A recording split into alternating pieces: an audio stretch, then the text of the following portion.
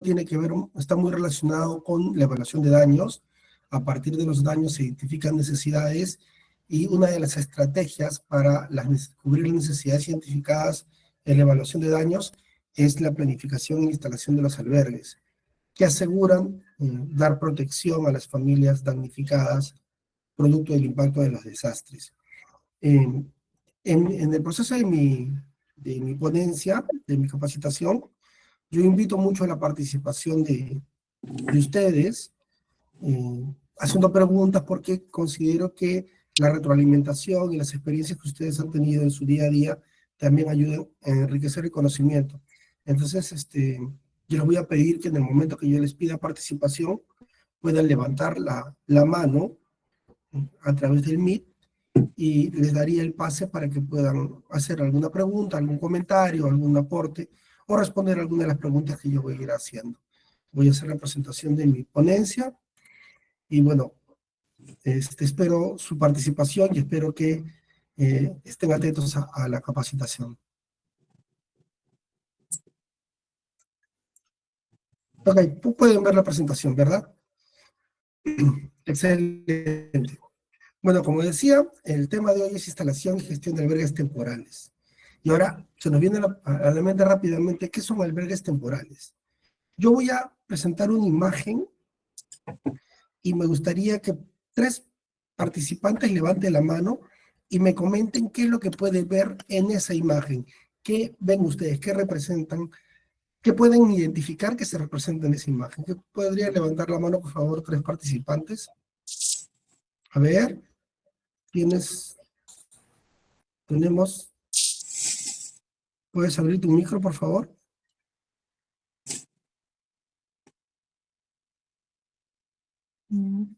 ¿Puedo hablar? Sí, Buenas claro, tardes. adelante. Disculpa. Muy buenas tardes, Jessica Urdanigui. Jessica, ¿cómo estás? ¿Qué Bueno, puedes ver en la imagen?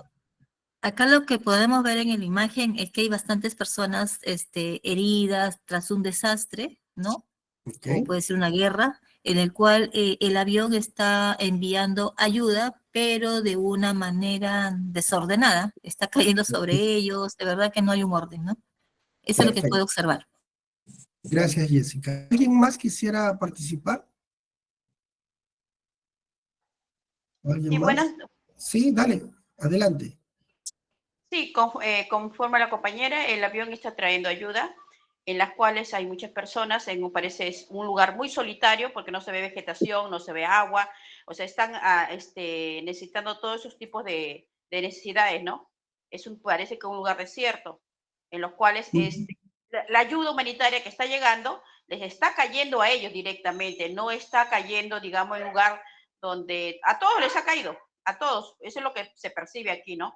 Que no hay un orden, una coordinación donde todos estén en un lugar y recibir la ayuda en otro lugar, ¿no? Donde ve un punto de acceso. Perfecto. ¿Tu nombre era? Disculpa. Segunda. ¿Tu nombre era? Segunda. Segunda. Gracias, Segunda. Una última participación. ¿Quién me podría decir qué es lo que pueden ver en la imagen?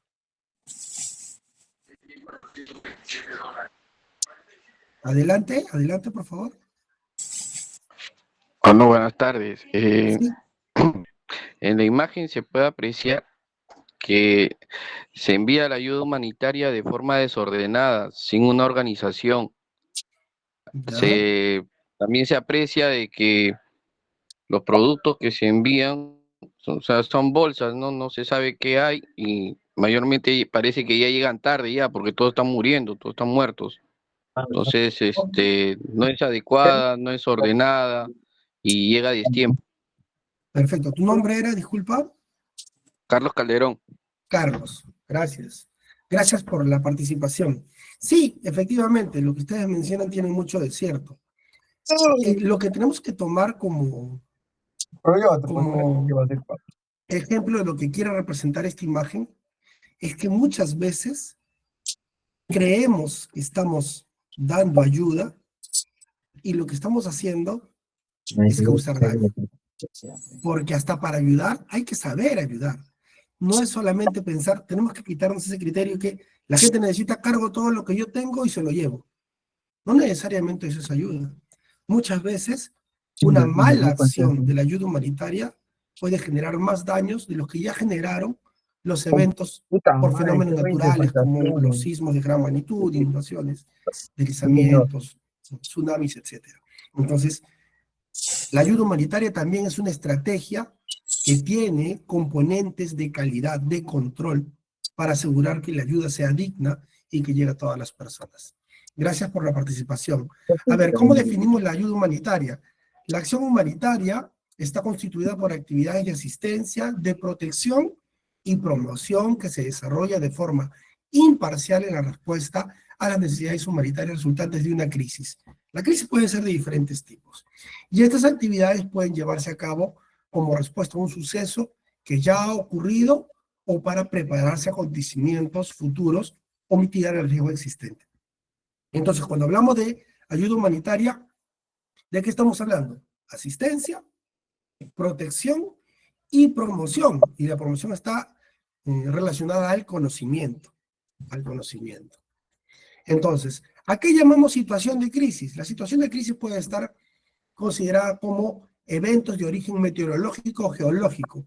Si hablamos de Lima, ¿cuáles son los eventos que podrían generar destrucción? Los sismos, los tsunamis y posiblemente inundaciones producto de la presencia del fenómeno del Niño, que podría desencadenar flujos de detritos en algunos sectores de Lima o deslizamientos, caídas de rocas. ¿Qué otro? Debido a eventos de origen antrópico, contaminación, deforestación, incendios. También debido a conflictos políticos o guerras, ¿no? Hemos tenido hace algunos meses problemas sociales muy fuertes en Lima y también en las regiones de nuestro país. También debido a situaciones económicas, ¿no? Hambruna. Ustedes saben que en algunas regiones de nuestro país el nivel de pobreza se ha incrementado, entonces la situación es bastante crítica en esos lugares. Y por último, algo que ya conocemos, que nos ha pasado hace muy poco, debido a epidemias o situaciones sanitarias. Todas ellas pueden configurar situaciones de crisis.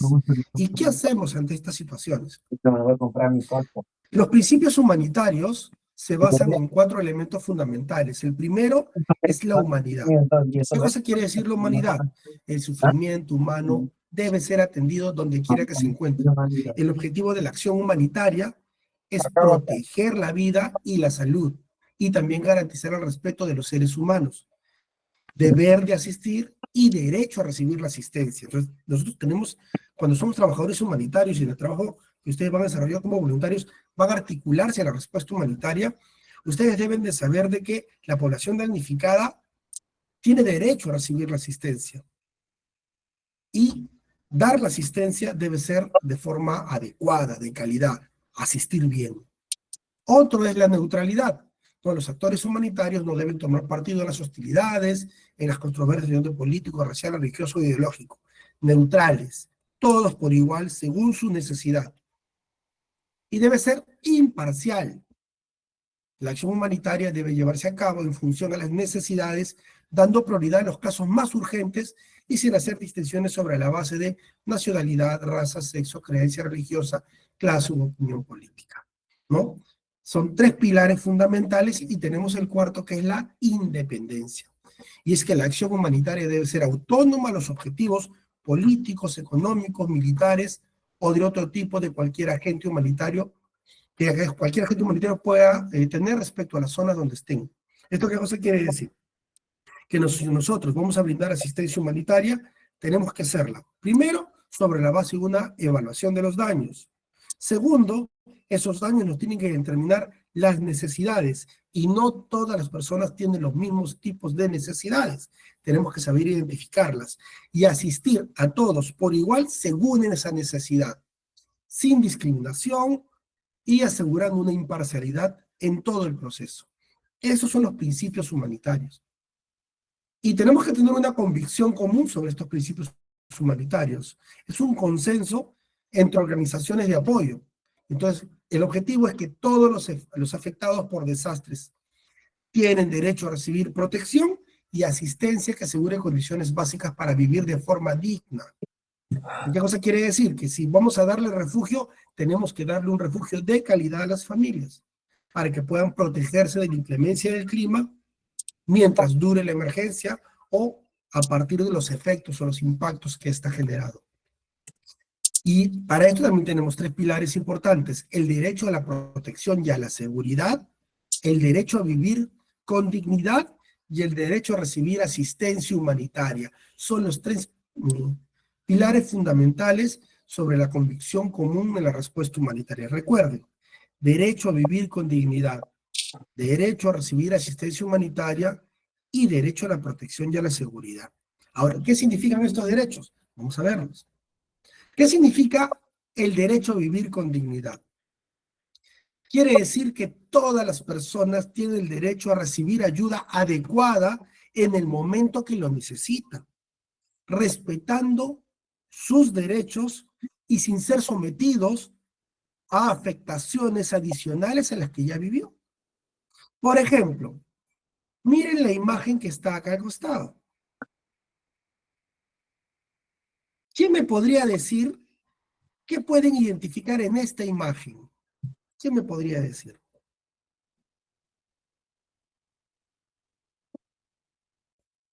A ver, Jessica y Carlos. Primero Jessica y después Carlos, por favor. Bueno, acá se puede observar en la imagen que para que recibas la ayuda tienes que ponerte un disfraz que quizás no sea algo que, en pocas palabras, te están manipulando, te están usando, ¿no? Y Ok, eso sucede, creo, en muchos lugares, ¿no? A veces por un poco de papa, un poco de arroz, te hacen hasta firmar, te hacen cosas que no debe ser así. La ayuda, como usted acaba de mencionar, debe ser voluntaria, sin pedir nada a cambio. ok, gracias Jessica. Carlos, adelante. Carlos o Carol. ¿Alguien más levantó la mano? Ah, Félix, adelante, por favor. Buenas tardes. Ahí vemos que la necesidad no necesariamente para todos es igual, ¿no? Se trae una ayuda para todas las personas por igual, pero no necesariamente todos lo necesitan de la misma manera, ¿no? Puede ser de diferentes tamaños, de diferentes formas, ¿no? Mandan una También, ayuda, pero sin tener una base de datos donde haya clasificado a las personas, ¿no? también es un Gracias. elemento importante, gracias. Rosa, Buenas tardes, gracias ingeniero. Sí, casualmente mi respuesta iba en base a lo que estaba comentando la persona que me ha antecedido. En esta imagen se aprecia que la ayuda que les quieren brindar a una señora totalmente está desproporcionado del tamaño de la ropa que le están enviando. Entonces jamás podría ser utilizada esta ayuda para esta señora porque no entra en esa talla, ¿no? En base a la imagen que ya había puesto. Eso es todo. perfecto. Y Jessie, adelante Jessie. Muy buenas tardes. Bien, como usted dice, ¿no? La ayuda tiene que ser equitativa, ¿no? Y para todos por igual, ¿no? Acá no tiene que haber preferencia para nada, ¿no? Acá también en la imagen se puede ver, ¿no? Que, bueno, están cogiendo la ropa y están viendo quién la puede, que yo creo que están agarrándola. Y me hace recordar algo en el año 2007, que fue lo del terremoto del 2000, ¿no? De ese año, en donde lamentablemente hubo una mala distribución con referente a todo lo que nos donaron, en realidad casi en todo el mundo, ¿no? Y eso es lo que, como usted dice, ¿no? Eso tiene que ser equitativo y tener siempre que lo guíen por un buen camino, ¿no? Porque hay gente que ha recibido lamentablemente y algunos ni necesitaban, ¿no? Gracias. A ver, para poner en contexto esta parte. Si se dan cuenta en la imagen, van a ver que es una zona fría, donde las temperaturas deben ser muy bajas. Y hay un letrero que dice distribución de ropa. Se entiende que es ropa de abrigo, pero llega a la población y encuentra que están dándole trajes polares de conejo. Entonces la población pregunta, hey, pero este es un traje. Y le responden, mira, ¿sabes qué? Te va a abrigar, póntelo. Peor que nada. Eso no es dar ayuda. Dar ayuda, justamente hablábamos, tiene que ver con la necesidad que tienen las familias.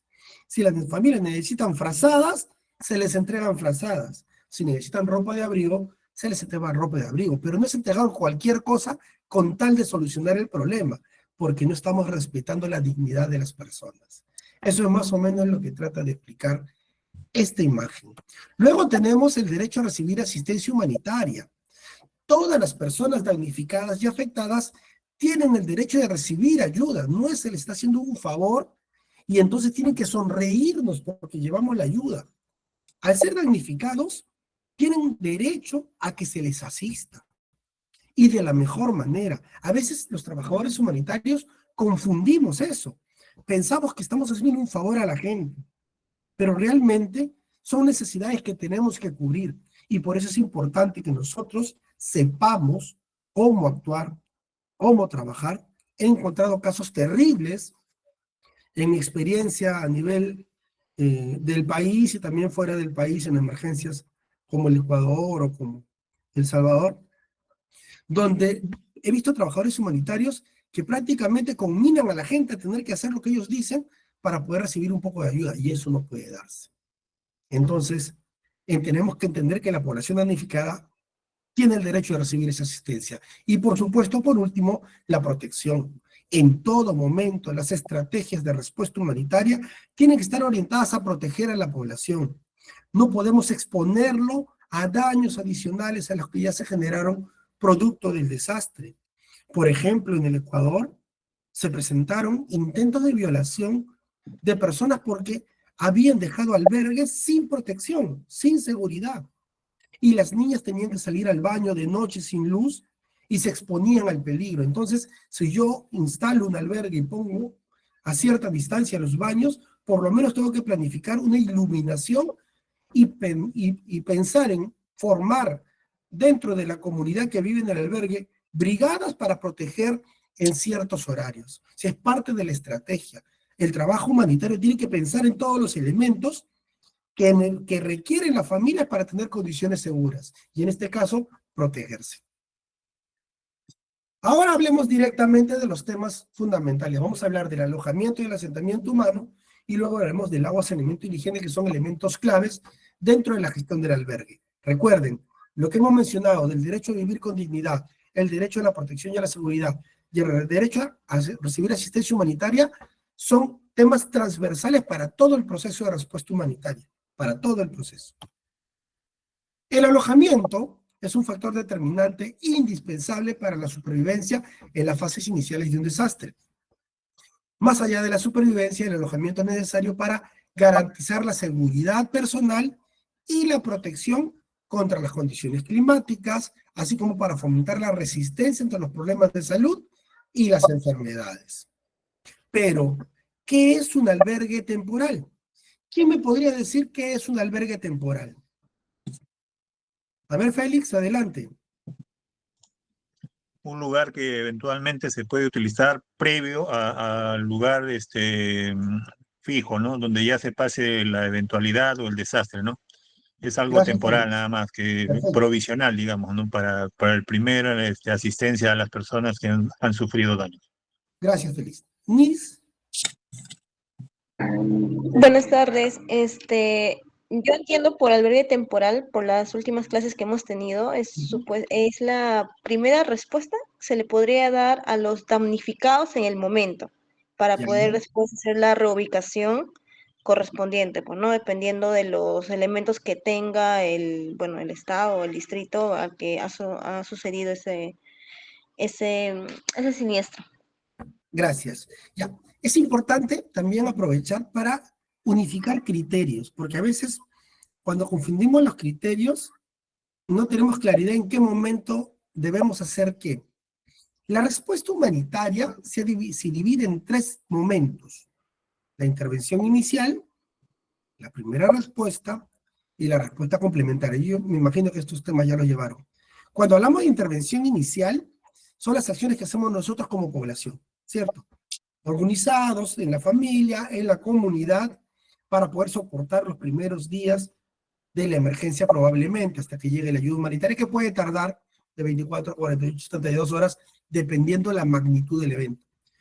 La primera respuesta es la respuesta especializada, que dan bomberos, policías, salud, ¿no? Búsqueda y rescate, extinción de incendios, primeros auxilios, etc.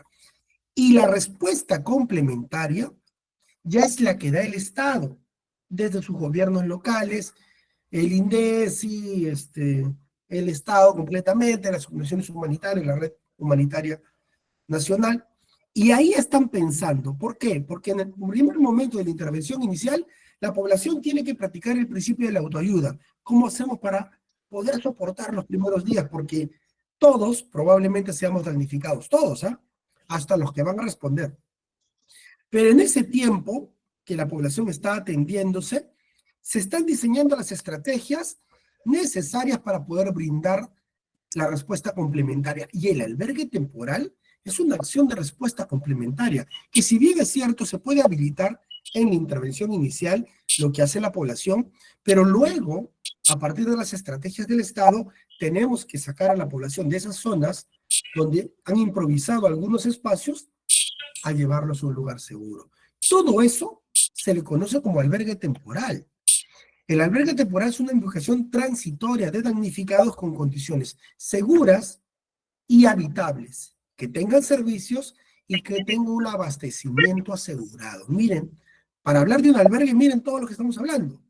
Condiciones seguras, que sea transitorio, que sea habitable, que tenga servicios y que se pueda abastecer. Agua, alimentos, etc. Y hay 3 tipos de albergues temporales. Están los albergues familiares, están los albergues en infraestructura existente y están los albergues comunitarios. ¿Cuál es la diferencia? A ver, un albergue familiar es la primera acción, intervención inicial. Probablemente si mi casita era precaria y se cayó, y tengo mi hermano o tengo un familiar, mi primo, que tiene una casa que está en condiciones seguras, probablemente él me aloje, albergue familiar. Entonces lo conocemos como la mejor alternativa de albergues temporales, porque nadie quisiera vivir en un albergue. Son condiciones bastante difíciles vivir en un albergue. Entonces podemos alojar a las personas en casa de familiares que no han sufrido daños, sería lo mejor. Entonces significa que las familias damnificadas se alojan con familiares o amigos en ambientes en los cuales el riesgo sea menor. Entonces, ¿quiénes son? Familiares o personas con las que comparten lazos históricos. Pueden ser religiosos o pueden ser de otra índole, ubicados en comunidades vecinas o sectores no afectados. Tiene su ventaja, porque pueden protegerse de la inclemencia del clima, van a estar mejor protegidos, pero una de las desventajas es que normalmente cuando llega la ayuda, llega directamente a los campamentos. Y a veces las familias damnificadas no reciben la ayuda. Sin embargo, si trabajamos sobre la base de la EDAN, esto no tendría que ser un problema, porque la ayuda estaría dirigida a las personas damnificadas que están debidamente registradas, ¿no? Otro, albergue en infraestructura existente, o también se le conoce como asentamientos comunitarios provisionales. Instalaciones de familias damnificadas en edificaciones existentes que no hayan sido afectados o que estén fuera de la zona de afectación, que pueden proporcionar una protección provisional inmediata. Por ejemplo, se alojan transitoriamente las familias en iglesias, mercados, salones comunales, complejos deportivos, edificaciones públicas que ofrecen seguridad. Normalmente, las instalaciones de las instituciones educativas no deben ser empleadas como albergues, salvo casos de extrema necesidad y por un tiempo restringido. ¿Pero por qué? Porque ya ha sucedido que cuando las familias se alojan en las aulas, pasa mucho tiempo porque las autoridades sienten que están protegidas ahí y las actividades educativas se ven seriamente afectadas. Y no contribuye a la recuperación emocional de los niños, que tienen que regresar a las aulas para seguir estudiando y que se alejen un poco del problema de la crisis que se está generando. Entonces, no se recomienda instituciones educativas, salvo casos de extrema necesidad. Y por último, lo que normalmente se nos viene a la mente cuando hablamos de albergues, los albergues comunitarios. Son instalaciones para viviendas temporales, techo temporal, ubicados en espacios abiertos, terrenos municipales, públicos o privados, parques, complejos deportivos, estadios, entre otros, creados en forma de campamentos que se ubican en planicies o lugares aptos para colocar carpas o módulos de viviendas hechos con calamina, madera, plásticos, entre otros, y especialmente utilizados para el desplazamiento de poblaciones damnificadas por desastres o puede hallarse en situaciones de riesgo. Por ejemplo, ustedes saben que en Lima hay una gran cantidad de familias que viven en zonas en la periferia, en zonas de ladera. Si hay colapso de la infraestructura, ¿ustedes creen que las familias pueden rápidamente retornar a vivir en las partes altas? Es muy probable que no. Entonces, probablemente sean las personas que tendrán que ir a los campamentos para poder alojarse. Y tenemos que darle condiciones adecuadas en estos campamentos para que puedan soportar los días que tendrán que estar dentro de los albergues. ¿Cuáles son los propósitos de los albergues? De manera general cumplen determinados propósitos: proteger a los damnificados y darles seguridad, proteger contra el frío, el calor, viento, lluvia u otros efectos del clima. Imagínense un albergue temporal en esta temporada. Qué terrible debe ser, ¿no? Lluvia permanente, charcos de agua, ¿no? Puede ser el frío en las noches, complicado. Respetar las costumbres y las creencias de las familias damnificadas, proporcionar sitios para el almacenamiento de pertenencias y protección de bienes, dar seguridad emocional y de intimidad, identificar una necesidad territorial, un espacio seguro, y promover la participación de las personas damnificadas, tanto de mujeres como varones, en la instalación, la operación y el mantenimiento de los albergues. ¿Esto qué cosa quiere decir? Que así como mencioné que es importante que si yo instale un albergue, organice brigadas para la protección y la seguridad, tengo que pensar en organizarlas en la limpieza, en el mantenimiento, en la distribución de los bienes alimentarios, en las ollas comunes, etcétera, etcétera. La población damnificada debe de tener la capacidad de administrar su propio albergue. Y algunos criterios para la implementación y ubicación en albergues: por ejemplo, en un albergue temporal, el lugar para la ubicación de un albergue temporal, me refiero a un tipo campamento, debe ser probablemente evaluado por las autoridades profesionales y técnicos de los gobiernos regionales y locales, en este caso Lima Metropolitana, como una de las acciones que se debe desarrollar en el proceso de preparación. Si ustedes le preguntan a la Gerencia de Gestión de Riesgo de Desastres de Lima, ya tiene identificado algunos espacios posibles para albergues, inclusive ya se viene diseñando cómo va a ser el emplazamiento, la distribución dentro del espacio, y coordinan con gobiernos locales distritales para que también tengan ubicado estos espacios posibles para la instalación de albergues temporales. No se tiene que hacer en el momento de la emergencia, eso se hace en el proceso de preparación. El terreno debe tener protección natural contra condiciones meteorológicas y geográficas adversas. ¿Eso qué cosa quiere decir? Que debe permitir el desagüe fácil de las aguas pluviales, debe estudiarse condiciones del subsuelo y la tapa freática. Por suerte, en Lima no hay muchos lugares que tengan la tapa freática alta, o sea, que sean húmedos. Sin embargo, tenemos los pantanos de Villa, que podrían ser una zona no apta para un albergue. Los terrenos cubiertos con hierba impiden que haya polvo, pero deben evitarse matorrales y vegetaciones excesivas que pueden albergar pues insectos, roedores, reptiles, etc. Para determinar la ubicación de un albergue temporal hay que tener algunos aspectos importantes presentes.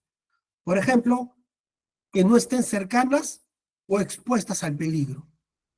No cerca a laderas, no cerca al mar, no cerca a ríos, no cerca a zonas que posiblemente puedan deslizarse.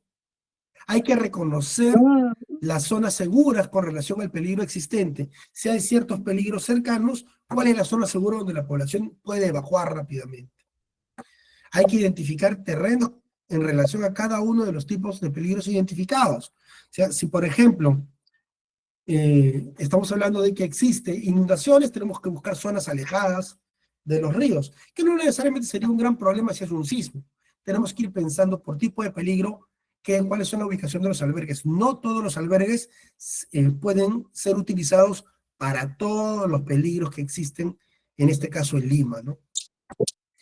También hay que analizar la pendiente del terreno. Siempre se recomienda que este no tenga más del 6% de inclinación, ni menos del 1% para permitir que el agua circule. ¿Esto qué cosa quiere decir? Evitamos las aguas estancadas. Ustedes ahora salen por las calles en las mañanas o en las noches y encuentran una serie de charcos de agua por todos lados en Lima. ¿Y por qué sucede? Porque Lima es una ciudad que ha sido asentada sobre un desierto, y es el segundo desierto más poblado del mundo. Y no ha estado diseñada para la evacuación de aguas pluviales porque en teoría no llueve en Lima, en teoría. Pero estas condiciones han venido cambiando progresivamente, sobre todo por los efectos del cambio climático. Y entonces, al no tener canales de drenaje, tenemos estancamientos por todos lados. Entonces, cuando yo pienso en un albergue, yo tengo que pensar en esta problemática para diseñar mi albergue de tal manera que el agua discurra y no se quede sentado en el lugar. En caso que sean albergues en infraestructura existente, en locales, hay que evaluar la estructura y qué servicios están disponibles para poder poner en funcionamiento el albergue. De tratarse de un albergue de infraestructura, deberá, en lo posible, tener acceso a fuentes de abastecimiento de agua, de dónde traemos el agua para la zona, instalaciones sanitarias, ambientes para recolección y eliminación de basura, entre otros elementos, y contar con rutas de evacuación desde las zonas ya establecidas hacia los albergues. Y también hay que establecer la cantidad máxima de albergados y las condiciones mínimas para atenderlo. Por ejemplo, tenemos un parque. Yo no puedo meter a toda la gente al parque. Yo tengo que hacer un cálculo de cuánta población podría albergarse en ese espacio. Y para eso tengo que hacer un diseño considerando una serie de elementos que voy a mostrarles en un momento. No solamente decir, ya, pongo un montón de carpas y que la gente venga. Eso no es diseñar un albergue. Algunas condiciones básicas que debe tener un albergue. Primero, seguridad. El albergue temporal no debe estar expuesto al contagio de enfermedades, peligros de origen natural o inducidos por la acción humana, tales como deslizamientos, inundaciones, erupciones volcánicas, presencia de sustancias tóxicas, entre otras. Y en lo posible, su ubicación debe estar cercana a otros servicios de emergencia, ¿no? Si hay centros de salud, hospitales, estaciones de bomberos, comisarías, podemos instalar un albergue por ahí, sería lo más adecuado. Debe contar con acceso para personas con discapacidad y tener suficiente iluminación para minimizar los riesgos que acechan a mujeres, niñas, niños, adolescentes. Pensando en el clima, sus instalaciones o material de construcción deben adecuarse para proteger del frío, el calor, el viento y la lluvia, justo lo que estábamos hablando hace un momento, garantizando una temperatura adecuada y ventilación óptima dentro del refugio, evitando también que haya filtraciones de agua.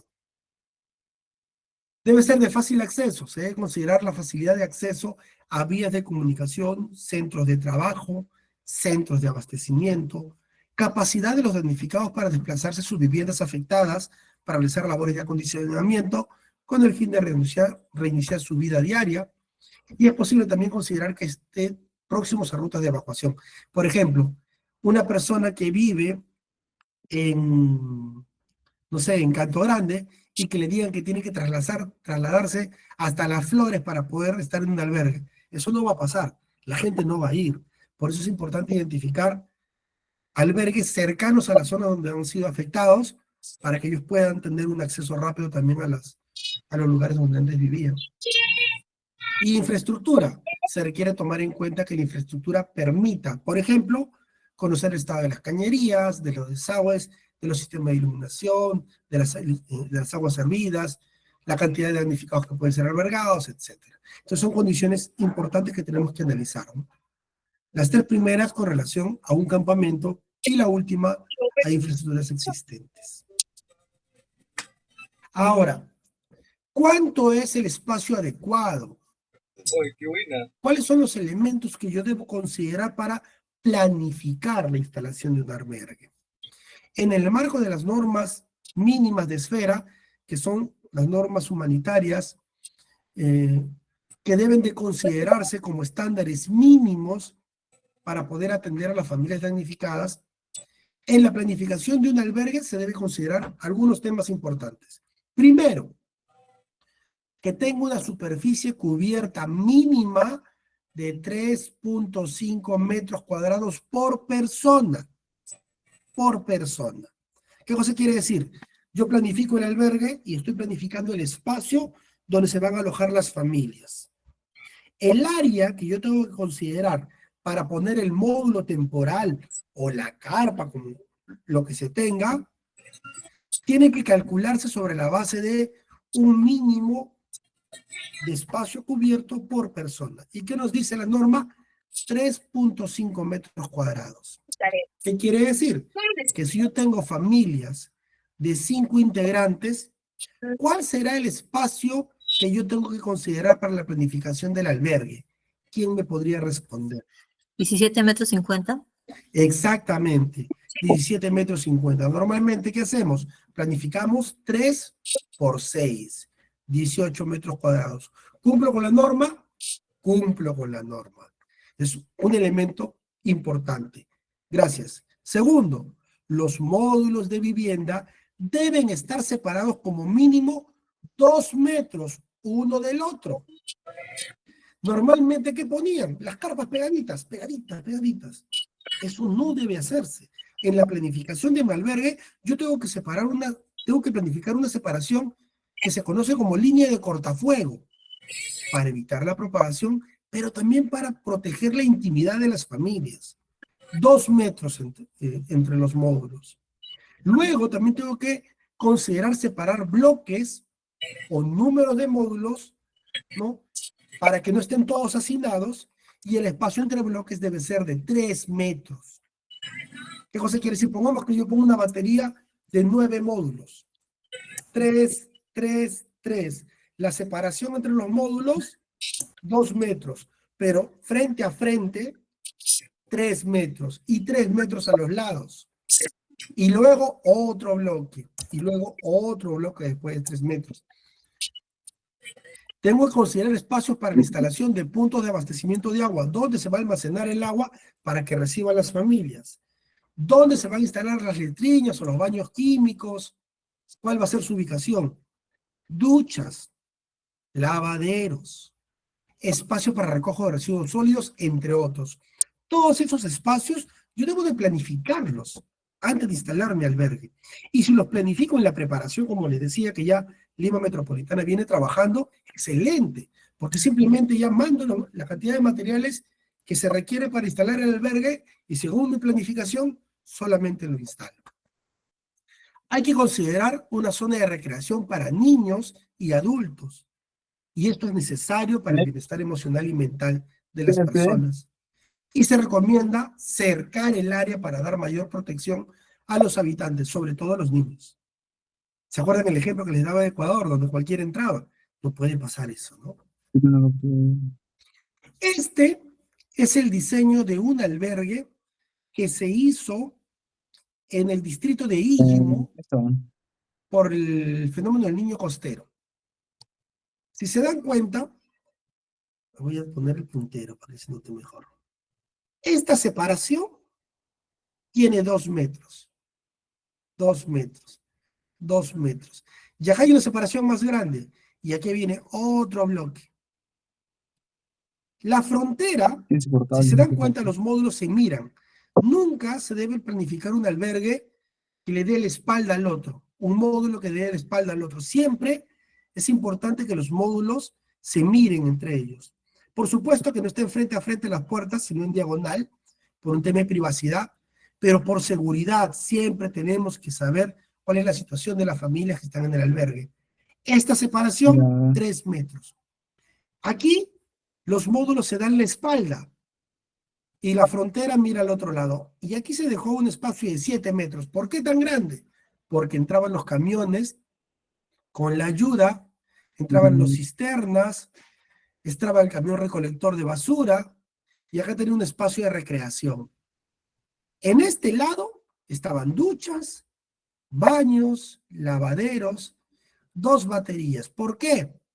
Porque van a ver que cuando hablemos de agua y saneamiento, hay un estándar también de cuál es la distancia máxima que debe tener el último módulo de los baños.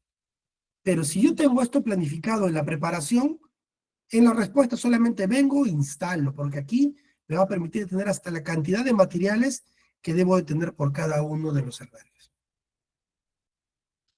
¿Hasta ahí alguna pregunta? ¿Alguien tuviese alguna duda, algún comentario?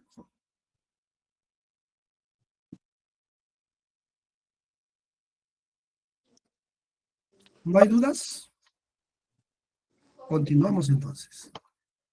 Profesor, profesor, disculpe la interrupción. Una Adelante. consulta.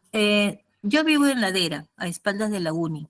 Ujú, En caso, Dios quiera que no suceda de verdad, hay un sismo de gran magnitud y el cerro pues comience a deslizarse, ¿no? ujú. Nosotros tenemos una losa deportiva que es muy chica y somos en sí más de 1000 habitantes. Lo que tenemos próximo a nosotros, vivimos a espaldas de la Universidad Nacional de Ingeniería. Ujú. Esto sí es bien cierto, es nacional, pero a su vez es privado.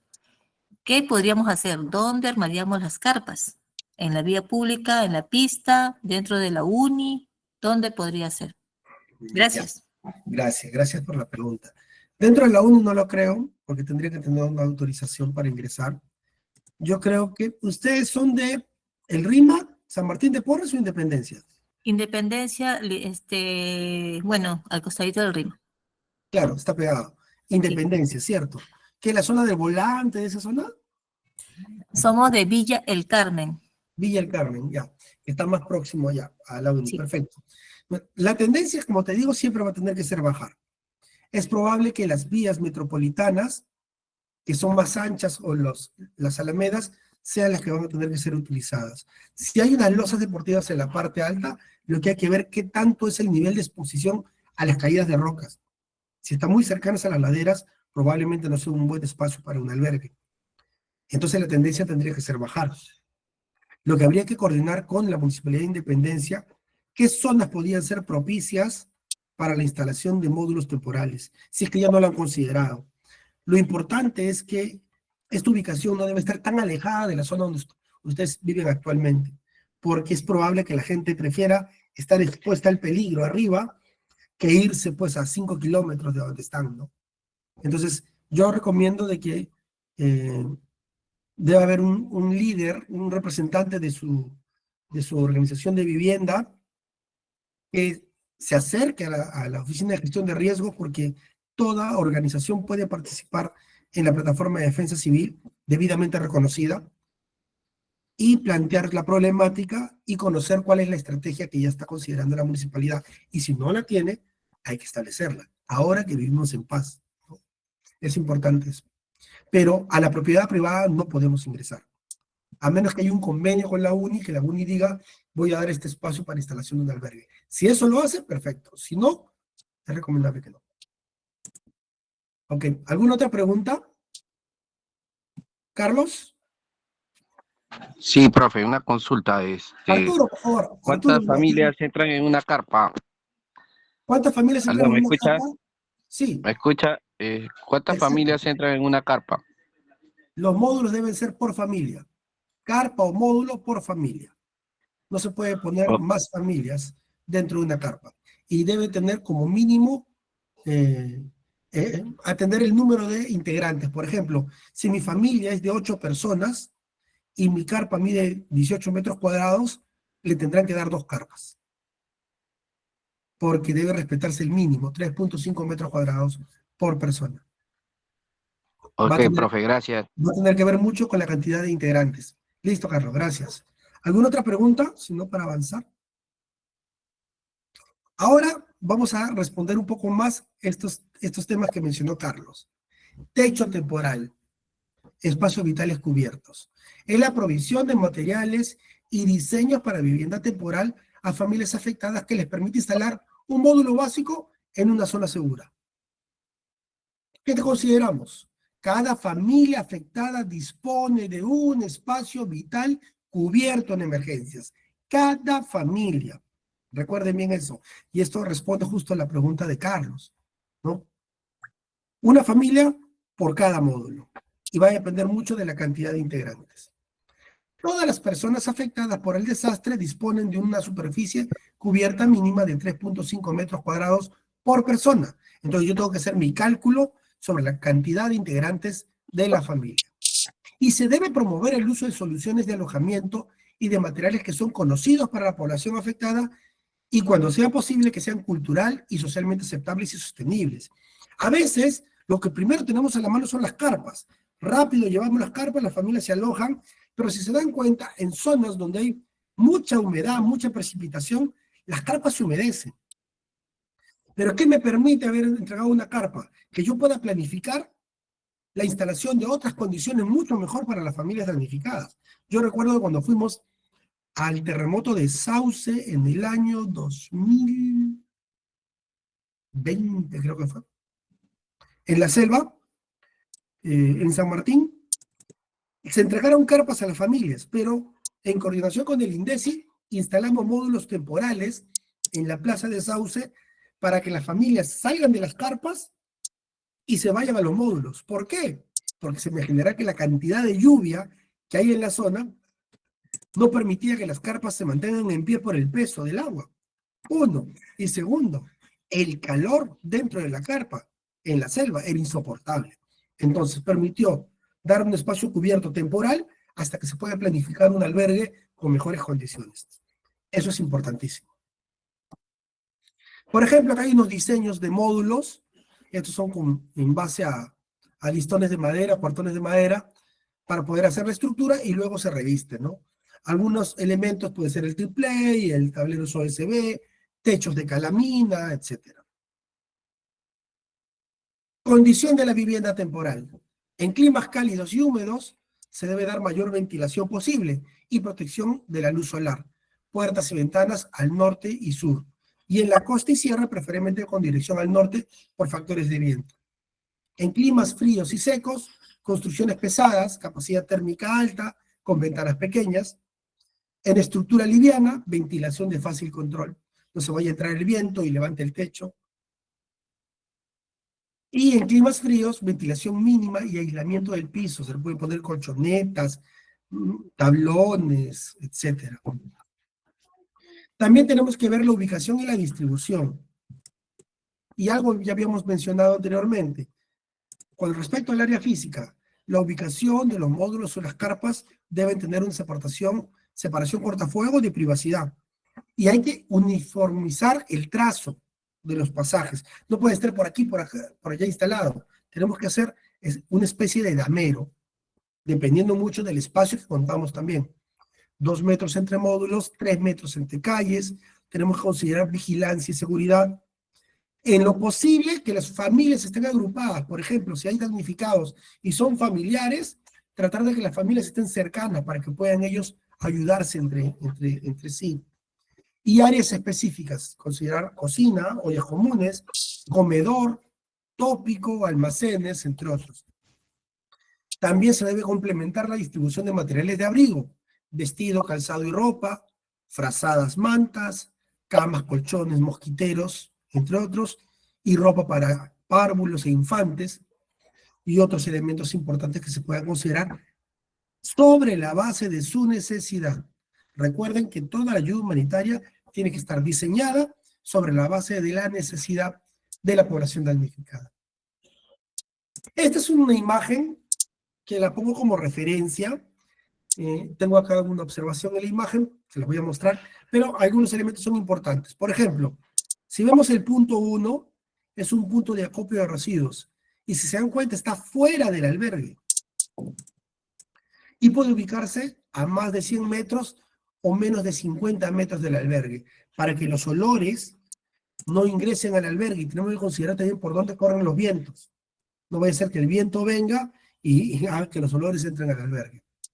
El punto 2 es el punto de abastecimiento de agua. No debe encontrarse a más de 500 metros de las viviendas temporales.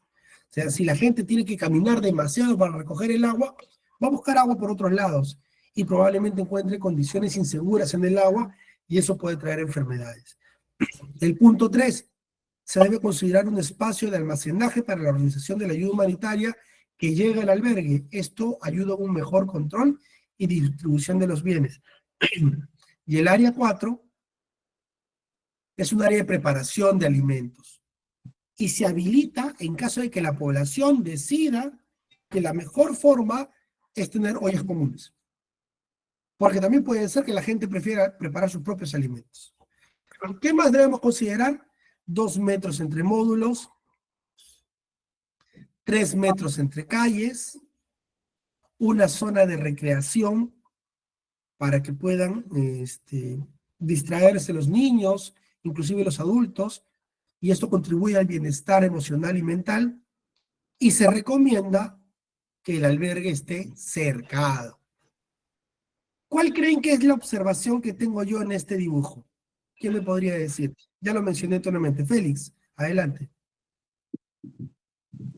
Sí, buenas tardes nuevamente. Las puertas están a espalda de las calles, debe estar frente a frente. Exactamente, exactamente, Félix. Gracias por la observación. Nunca se debe diseñar un albergue que mire a la espalda del otro módulo. Siempre tiene que estar frente a frente para que haya condiciones más seguras. Porque tenemos que todos estar pendientes de la seguridad del albergue. Gracias por la observación, Félix. Excelente. Continuamos. Miren, esto fue en el fenómeno del niño costero en el año 2017. Las familias damnificadas de la zona de Víctor Raúl en el distrito de Jayanca estaban así, alojadas.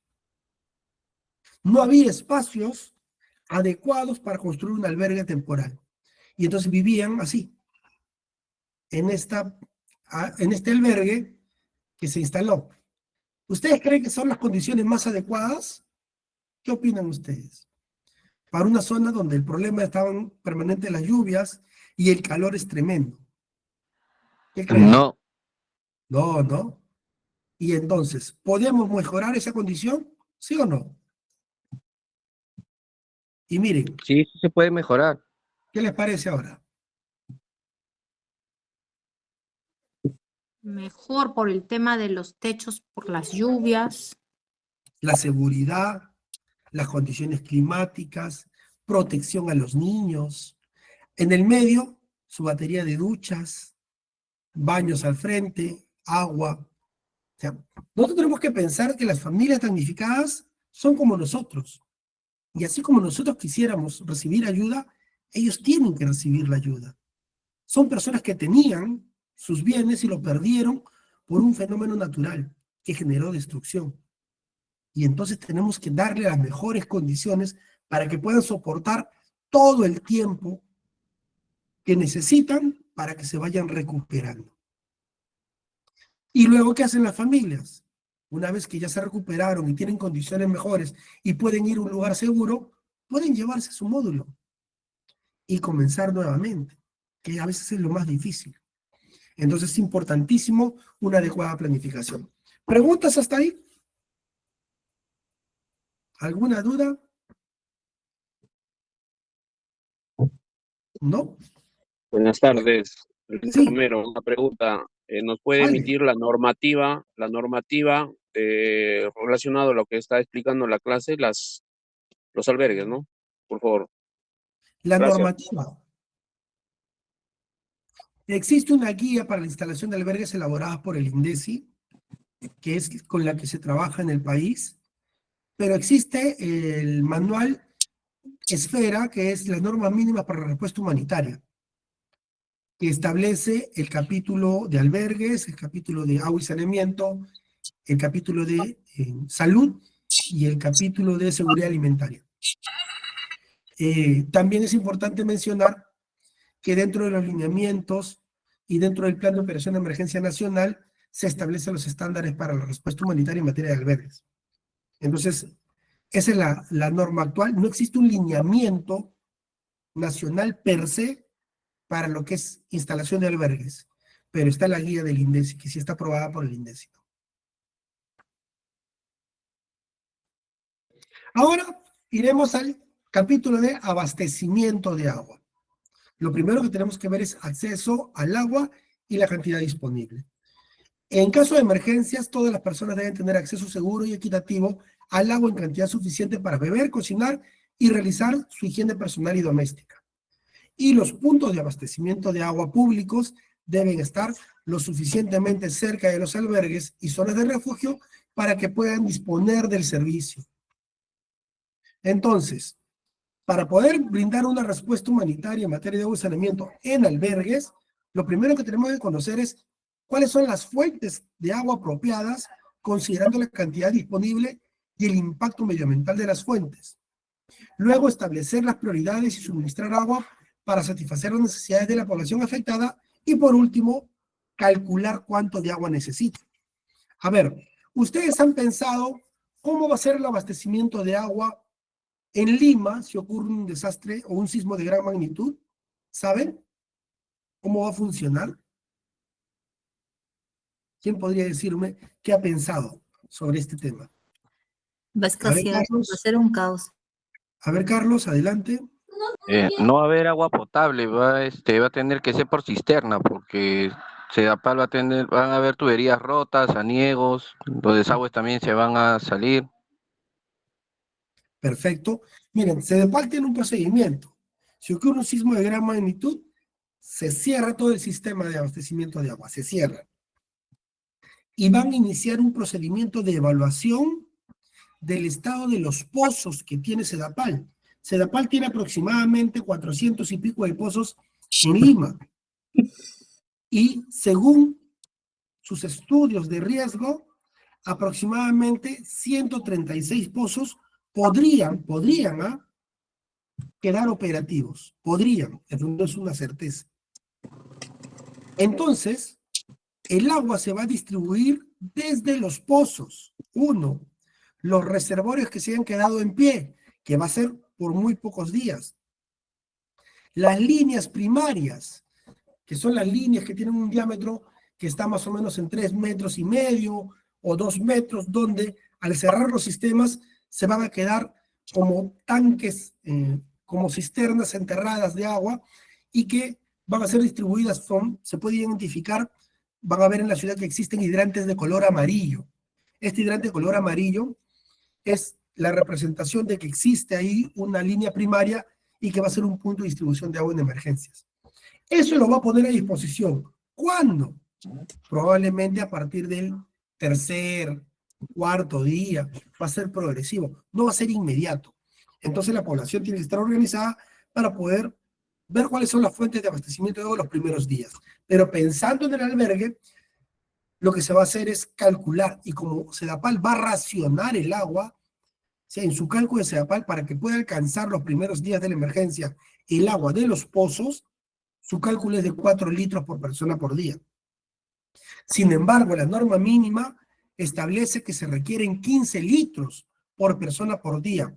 El día jueves de la semana pasada se aprobó el protocolo para la respuesta a emergencias en materia de agua y saneamiento del Ministerio de Vivienda. Salió publicado en El Peruano. ¿Y qué te dice El Peruano? 15 litros por persona por día, te lo dice este protocolo. ¿Pero por qué 15 litros? Porque tenemos que asegurar 2,5 litros a 3 litros para beber.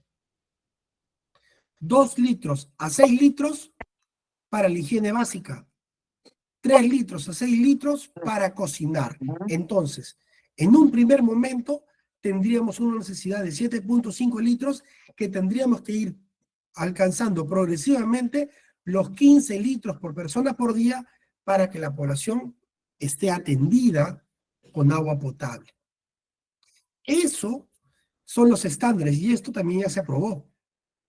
Y justamente el día jueves, pueden buscar en El Peruano. O más fácil, yo le voy a compartir a Patri para que se los distribuya a ustedes este protocolo que se ha aprobado. También nos dice que la distancia máxima de cualquier hogar al punto de abastecimiento de agua no debe ser más de 500 metros para evitar que consuman agua de fuentes inseguras. Otro tema importante es que las personas no deben hacer cola en un punto de abastecimiento de agua por más de 30 minutos. ¿Qué cosa quiere decir? Que si yo pongo piletas de distribución, tengo que poner varias salidas para que la gente vaya, recoja y se retire y no se acumule la gente esperando poder recoger un poco de agua. También, para asegurar que esto suceda, la cantidad de personas que se abastecerán de agua en un grifo, en un caño, no debe ser más de 250 personas, ¿no? Y tenemos que asegurar un caudal adecuado, 7,5 litros de agua por minuto por cada caño. Otro elemento importante que tenemos que considerar es la calidad del agua. No solamente es la cantidad, sino la calidad. Y algo que mencionaron hace un momento, dijeron, van a traer el agua por camión cisterna. Si el agua la distribuye Sedapal, así sea de sus pozos, va a ser agua tratada. Sin embargo, la manipulación del agua y los días en que podamos almacenar el agua puede hacer que el efecto residual del cloro se pierda y rápidamente se pueda contaminar. Entonces tenemos que establecer estrategias para dar agua segura, para asegurar que cuando consumamos el agua, ésta sea segura. Y hay varias formas de tratamiento. Por ejemplo, hervir el agua es una forma de tratamiento. Ahora, ¿será posible en una situación de emergencias? Hay que ver si contamos con material combustible para poder hacer hervir el agua. Otra estrategia puede ser el método SOIS. De repente he escuchado el método SOIS. Poner botellas de agua, botellas plásticas con agua y exponerlas al sol para que los rayos solares eliminen las bacterias. Sin embargo, genera un cambio de sabor que si las personas no están acostumbradas a este método, va a ser muy poco probable que se acostumbren en la emergencia. El otro proceso es la cloración. Ustedes han escuchado la cloración con lejía, ¿cierto? Y que hay que echarle 3 gotitas, etc. Sin embargo, si bien es cierto, esta estrategia es muy segura, también le cambia el olor y el sabor al agua. Y la gente no lo quiere consumir. Ya nos ha pasado cuando se ha distribuido solución madre a partir de hipoclorito de sodio, y una vez que tratan el agua, porque Salud promueve las campañas de tratamiento de agua, la gente lo deja almacenado pero no lo consume. Prefiere consumir el agua que no está tratada porque el sabor les es inadecuado, no les es cómodo. Y están las pastillas de cloro, que si las pastillas de cloro sabemos utilizarla, puede ser una estrategia excelente para el tratamiento de agua. Y esto sí lo podríamos tener en nuestra mochila de emergencia. Si yo tengo mi mochila de emergencia, le pongo un blister de pastillas de cloro, aseguro poder tratar el agua en situación de emergencias. Entonces hay que ver que poder tener pastillas de cloro en la preparación para que podamos asegurar que el agua sea de calidad antes de consumirla si ocurre un evento de gran magnitud. Y la otra es utilizar la solución madre, que es similar como el hipoclorito de sodio, pero esto se hace con hipoclorito de calcio. Se hace una esencia a partir de cierta cantidad de cloro disuelto en agua, 3 gramos en 1 litro, y esa cantidad me permite tratar 1000 litros de agua, ¿no? 1 centímetro cúbico o una gotita por cada litro de agua. Y esto no le cambia el sabor, pero sí es una estrategia de protección adecuada. El tema es que al ser un producto químico, el hipoclorito de calcio no se puede tener almacenado mucho tiempo porque emite gases, entonces es un poco difícil de tenerlo en la preparación. Sin embargo, si es una estrategia de intervención en los albergues, puede funcionar muy bien. Otro tema importante en el tema de abastecimiento de agua son las instalaciones, porque entenderán que Lima es tan grande y pueden haber muchos daños que los camiones cisternas no van a poder distribuir el agua casa por casa. Entonces tienen que existir condiciones adecuadas para que llegue el cisterna, abastezca de agua en tanques y luego regrese para recargar y volver a ir a otro albergue. Entonces hay que tener algunos elementos importantes, ¿no? Se debe proporcionar a la población afectada los medios adecuados para almacenar y recoger el agua. Importante. Promover la participación de todas las personas para que elijan cuáles son los diseños para los puntos de abastecimiento. Si van a ser lavaderos, si van a ser piletas, y si van a ser lavaderos, cómo se va a desaguar el agua, sabiendo que las redes de desagüe pueden haberse afectado, se van a hacer pozos percoladores. Tenemos que pensar en el diseño adecuado, pero no podemos dejar de lado la higiene, porque uno de los principales problemas que se podría generar es el impacto a la salud pública, y esto se da por la falta de higiene. Entonces es súper importante que se considere bien esto en la planificación de los albergues. Se recomienda que cada hogar cuente con por lo menos 2 recipientes de agua limpios y con capacidad de entre 10 a 20 litros, uno para el almacenamiento y el otro para el transporte del agua. Si se pueden entregar timbos con caño o baldes con caño sería lo mejor. Este es un albergue en el Cusco, donde se entregaron estos timbos. Te permite tener agua segura. Tú tratas el bidón y tienes agua segura y no estás exponiendo el agua a poner vaso o sacar con cucharones, etc. Se debe disponer de por lo menos un lavadero por cada 100 personas y zonas privadas para lavar la ropa y la higiene de las mujeres. Y se deben considerar también instalaciones como duchas para asegurar que la población pueda asearse de forma adecuada, siempre considerando cómo vamos a hacer con las aguas residuales. Y si es posible, reciclar las aguas residuales sería una estrategia que tendríamos que promover en los albergues. Este es un tanque flexible de tipo Blader de 10.000 litros que se instaló en Chosica en el año 2015 para el abastecimiento de agua después de los huaicos. Esto funciona muy bien en los albergues, pero tenemos que planificar dentro del diseño la ubicación y la elevación, porque la distribución del agua es por gravedad. Entonces es importante hacer una especie de cama con sacos terreros para que tenga la altura necesaria y se pueda distribuir el agua sin problemas. Un elemento también que es clave es la evacuación de los excrementos. O sea, cuando nosotros diseñamos los albergues tenemos que pensar en los baños. En principio tenemos que, en la planificación, entender que es muy probable que las redes de desagüe, de alcantarillado, se colapsen.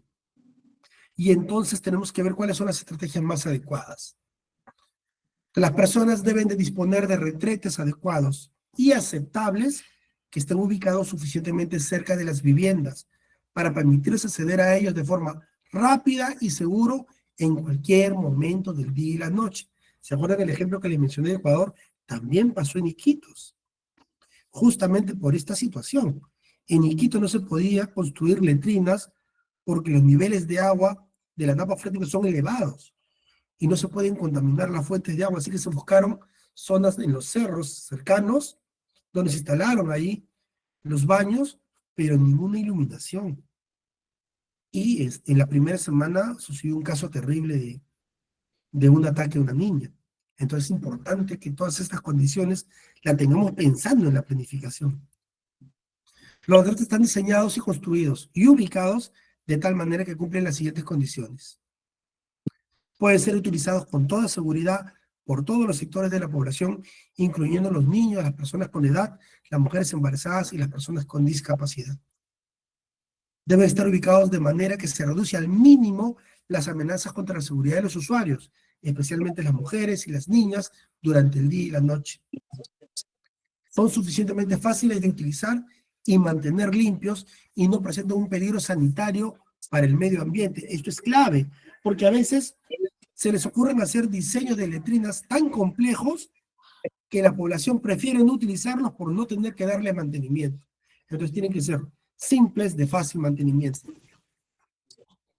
Deben posibilitar la reducción al mínimo de la proliferación de moscas y mosquitos, que pueden ser vectores transmisores de enfermedades. ¿Qué se recomienda? Que cada retrete debe ser usado como máximo por 20 personas y debe estar diseñado para hombres y para mujeres. Es probable también que sea necesario construir retretes especiales para los niños y las niñas y adultos mayores o personas con discapacidad. Eso va a depender mucho de la evaluación de los daños. Los retretes deberán de poder cerrarse del interior y estarán separados tanto por hombres como mujeres, sobre todo en albergues, en espacios públicos. Si se pudieran tener baños por familia sería excelente, pero eso no va a pasar. Entonces tenemos que pensar que los baños, que los retretes van a ser comunitarios y tienen que estar no solamente bien organizados para su uso, sino fortalecer la organización para su mantenimiento. Lo que se recomienda es que la distancia de las viviendas a los retretes no sea mayor a 50 metros, que no haya mucha distancia, pero tampoco que estén muy cerca. Por eso se recomienda que como mínimo sean 6 metros. Como decíamos, el uso debe estar organizado por familias o organizar el mantenimiento de forma rotativa para que estén permanentemente limpios. Y promover la forma adecuada sobre su uso y establecer unas normas de higiene de los retretes para que la población que lo utilice cumplan de forma adecuada. Si es posible, y esto es recomendable, poner una batea o un lavadero con agua y jabón para que la población pueda lavarse las manos después de haber utilizado los baños.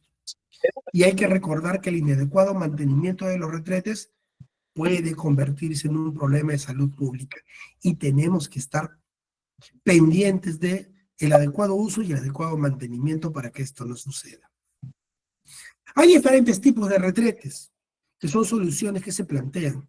Probablemente en un primer momento lo que va a hacer es delimitarse una zona para que la población pueda hacer sus necesidades ahí. Eso rápidamente.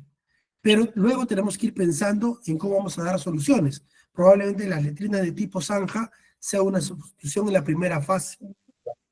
Y luego progresivamente hacer letrinas de pozo simple o letrinas de pozo mejorado con ventilación. También se pueden instalar letrinas de saneamiento ecológico o baños químicos, y esto va a depender mucho de los recursos y la capacidad que hay en la industria para poder habilitar estos sistemas. Y si la afectación a los sistemas es muy grande y va a tardar en rehabilitarse, hay que instalar pozos sépticos que permitan un adecuado manejo de los excrementos después del impacto de los desastres. Lo que podemos ver aquí, en esta zona no había sistemas de desagüe. Lo que se hizo fue complementar un pozo percolador para que las aguas grises, porque estas eran duchas, las aguas grises ingresen al pozo percolador y se infiltren. Instalamos una atrapagrasa que permitía agarrar todas las grasas de los jabones, etcétera, y el agua se infiltraba. Y en esta zona, por acá al frente, se instalaron letrinas de hoyo seco. Puede haber otros casos, como en este albergue. En este albergue se recuperó rápidamente, porque fueron inundaciones, los sistemas de desagüe. Entonces, ¿qué se hizo? Los lavaderos, las duchas y los baños se conectaron a las redes de alcantarillado. Y de esta manera no se generó un problema de afectación. Igualmente el agua, ¿no? Se puso un tanque elevado, pero el agua venía de la conexión de las redes de agua. De esta manera, todos los sistemas de duchas, baños y lavaderos tenían agua permanente. Si se dan cuenta al fondo, acá hay unos baños químicos. Estos se habían puesto antes de que se instale el albergue. Entonces después ya quedaron sin uso porque tenían estas condiciones, ¿no? Entonces, la idea de la implementación de un albergue es ir mejorando las condiciones de las familias que se encuentran ubicadas, damnificadas en la zona, dándole condiciones de seguridad adecuadas y estableciendo que se respeten los 3 principios que habíamos mencionado. ¿Se acuerdan cuáles eran los 3 principios que mencionamos al inicio? Los 3 derechos fundamentales. ¿Qué me podría decir?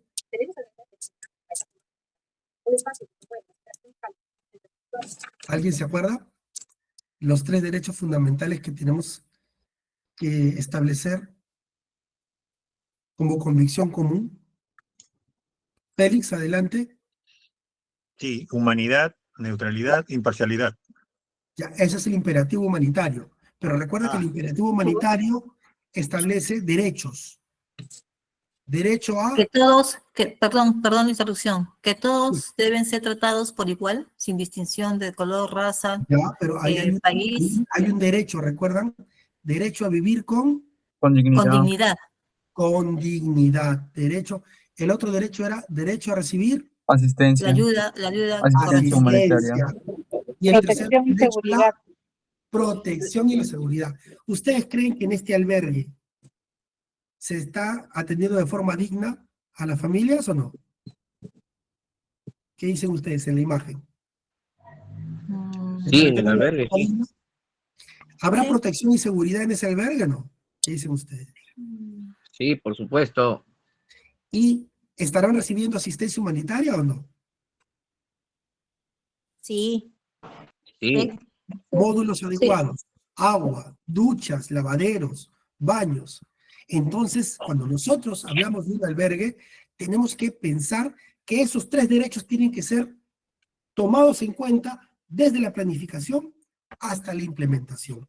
Y lo que queda al final es organizar a las familias para que ellos comiencen a autogestionarse, a administrarse. ¿Cuánto tiempo puede durar un albergue temporal? Va a depender mucho del impacto del desastre.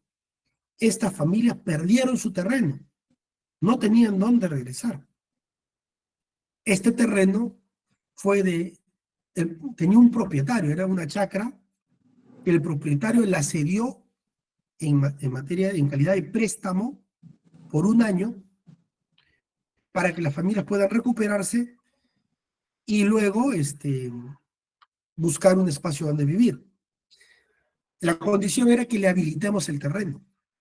Se habilitó el terreno, se construyó el albergue y las familias estuvieron 1 año y medio.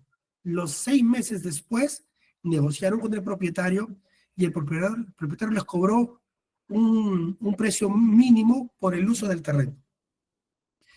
¿Y qué permitió que las familias hagan?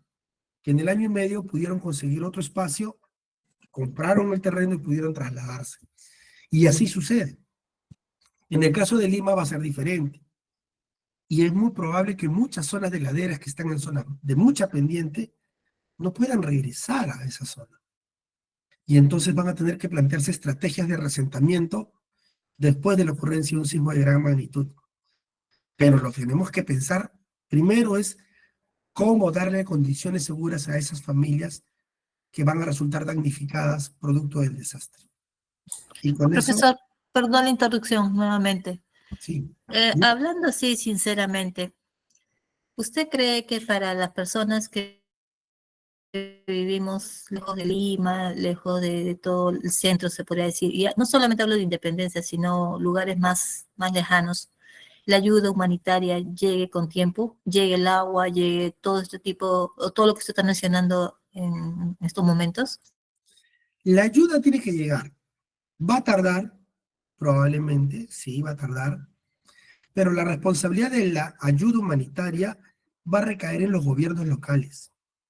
Por supuesto que los gobiernos locales no van a tener capacidad para poder atender un evento de gran magnitud. Lo que va a pasar es que va a haber una declaración de emergencia nacional y el Estado es el que va a comenzar a administrar la emergencia a través del INDECI, pero la ayuda se va a canalizar según las necesidades de cada distrito. No es que se va a atender solamente cercado de Lima, se va a atender a todos los distritos según las necesidades que se tienen y la capacidad que tenga el país. Es muy probable que venga ayuda internacional, que venga la cooperación internacional y colabore con la asistencia humanitaria. Pero, ¿qué es lo que necesitamos primero? ¿Qué es lo que debemos tener? Es la evaluación de los daños. Porque si un gobierno local no tiene claridad de lo que se afectó y lo que necesita, es muy difícil que llegue la ayuda, que la ayuda llegue a cubrir las necesidades que realmente tiene. Por eso es que la labor que ustedes van a cumplir como brigadistas comunitarios es clave, es vital. Y si bien Lima Metropolitana los está formando, y eso me parece excelente, ustedes, una vez que estén formados, estén preparados, tienen que articular con su comunidad y con los gobiernos locales para facilitar la información para la oportuna toma de decisiones. Si no tenemos información, yo veo muy poco probable que se puedan tomar decisiones adecuadas. Y ya ha pasado en otras regiones, que la EDAN tarda más de 2, 3 semanas, 4 semanas, un mes. ¿Y cómo se puede atender a la familia si no tenemos información? Adelante, Johnny. A ver, profesor, buenas tardes. Es muy interesante lo que dices y explicas, y suena bonito, ¿no? Y a veces la retórica de que uno escucha y dice, uy, sí, va a haber ayuda. Pero realmente nosotros, los brigadistas que podemos formarnos, podemos poner de nuestra parte. Pero si en el municipio, en el gobierno local, en el gobierno central, hay una burocracia tremenda donde realmente se hacen a los negligentes y no están para ayudar cuando realmente se necesita. O en todo caso también para prevenir, porque realmente eso es lo que se necesita acá, prevenir, tratar de hacer algo por la comunidad. Ahí yo escribí sobre los desastres que hubo hace un tiempo atrás, por ejemplo, el incendio en Villa Salvador. Las familias quedaron abandonadas. Ahora último, en el centro de Lima, igual, donde sea lo motonaban. Entonces, ¿de qué vale predicar tanto eso cuando al final de cuentas no se lleva a la realidad? A veces es bonito la retórica, pero después yo pienso que eso se tiene que cambiar desde el gobierno local, como dices, y también desde el gobierno central, pero con funcionarios que realmente trabajan para la comunidad y para el país. Eso es todo, profesor. Gracias, Johnny. Sí, puedes tener algo de razón, pero los ejemplos que tú das son eventos antrópicos o generados por la acción humana, que hay una serie de elementos que intervienen, ¿no? Seguros de las empresas, no todo puede asistir al Estado también. Yo sé que es necesario que en un primer momento el Estado brinde la ayuda humanitaria, pero la reconstrucción no puede hacerla cuando la afectación la hizo un evento o tiene una responsabilidad directa un tercero. En el caso de los desastres, bueno, como mencionaba Patrick al inicio, yo tengo trabajando en la gestión de riesgo de desastres en diferentes etapas del proceso, ¿no? Yo he trabajado desde el 96 hasta el 2000, inundaciones en el Cusco en el 2010, en San Martín. ¿Por qué? Porque existe todavía una falta de capacidad en los funcionarios que son los responsables de gestionar el riesgo de desastres. Yo también estoy de acuerdo contigo de que primero tenemos que trabajar en la prevención, en la reducción del riesgo y en la preparación, no esperar que ocurra el desastre. Pero las condiciones de vulnerabilidad que existen en el país son tan grandes que la reducción del riesgo va a pasar muchos años para poder lograr efectos importantes. Y por eso tenemos que estar preparados para responder también. O sea, no digo que no hay que hacer prevención ni reducción, hay que hacerlo, hay que trabajar fuertemente. Pero paralelamente tenemos que estar preparados, porque lo que se avance va a ser insuficiente porque son procesos de mediano y largo plazo y requieren de mucha inversión. Entonces, si tenemos funcionarios preparados que sepan qué hacer, si tenemos protocolos establecidos dentro de sus planes, si organizamos a las comunidades para que actúen, los efectos van a ser menores. Y esto no es retórica, porque yo estoy mostrando imágenes de lugares donde hemos hecho el trabajo. O sea, sí es posible. Pero ¿qué necesitamos? Eficiencia en el trabajo. Necesitamos efectividad y oportunidad. O sea, son tres elementos que son fundamentales. Si no somos oportunos, la ayuda va a tardar. Al tardar, no somos eficientes. Y si no sabemos trabajar, no tenemos los instrumentos, no vamos a ser eficaces. Y eso se va a reflejar en la falta de atención en la población y posiblemente mayores daños a los que ya generaban el evento. Y tenemos que pensar que no solamente los gobiernos locales son los responsables, porque la vulnerabilidad la construimos nosotros, como pobladores también. Existe un nivel de responsabilidad en los gobiernos locales porque se permite, pero nosotros como seres humanos nos estamos exponiendo al riesgo, al peligro, y construimos vulnerabilidad de forma permanente. Entonces, así como construimos vulnerabilidad, tenemos la responsabilidad de organizarnos, capacitarnos, prepararnos para poder reducir los efectos, porque ya vivimos en riesgo. Posiblemente la ayuda tarde, y sí, probablemente, sobre todo pensando en lo que se espera en Lima. En Lima esperamos un sismo de gran magnitud, que va a superar los 8.8 de magnitud momento, y que la destrucción va a ser tan grande que los propios respondedores probablemente colapsen su infraestructura. Miren, yo les doy un ejemplo, ¿no? Yo soy bombero acá en Lima y mi compañía es centenaria. Mi compañía va a colapsar. Tanto así que ahora nos han retirado de la compañía, porque las instalaciones son tan antiguas que se están cayendo solas. Imagínate si así están los organismos de respuesta, ¿cómo estará el país? Entonces, esa es la realidad en que vivimos y no podemos ser ajenos a ella. Pero tenemos que conocer que existen procedimientos que van a facilitar la atención, porque el desastre se va a dar. Lo que tenemos que hacer es, por un lado, evitar que se generen nuevos riesgos, que es prevención, reducir el riesgo que existe, que es reducción de la vulnerabilidad, que va a ser progresivo y que puede tardar demasiado, pero lo que tenemos más a la mano y que podemos participar todos nosotros como ciudadanos es la preparación. Si nosotros nos organizamos en comunidad, nos organizamos en familia, nos preocupamos nosotros como personas en nuestra casa, probablemente perdamos la vivienda, pero el mayor número de personas va a sobrevivir Y de ahí tendríamos que ver cómo vamos a avanzar. Y si tenemos una planificación previa, podemos recoger cortinas, frazadas, sábanas y armar nuestros tolditos para protegernos del frío. O sea, hay un montón de cosas que hacer. Pero aquí esto es una labor que todos tenemos que comprometernos. Si bien la responsabilidad está en el Estado, y el Estado debe de mejorar, me refiero al Estado a sus 3 niveles de gobierno, como población tenemos que estar preparados para responder. Y si podemos ser voluntarios, brigadistas, para ayudar a los más vulnerables, hay que comprometernos, porque es una labor de todos. Te doy la razón, pero también pienso de que no es una retórica. Si estamos organizados y capacitados, podemos lograr que los resultados sean los más eficientes. ¿Alguna otra pregunta? ¿Félix? Sí, más que una pregunta, de repente un comentario primeramente, ¿no? Claro, dale. Tenemos más o menos una estimación de cerca de más de 11 millones y medio que somos en Lima y Callao, ¿cierto? Así es. En el caso de un sismo de gran magnitud de 8.8 o pasado los 8, se espera que más o menos la población se vea afectado entre un 60 a un 70% de todo lo que son las viviendas, ¿correcto? Diferentes niveles de afectación, pero sí. En niveles, claro, probablemente, ¿no? Pero de ese porcentaje, digamos, si solamente hablamos del 50%, estamos hablando de cerca de 4 o 5 millones de personas, ¿correcto? Así es.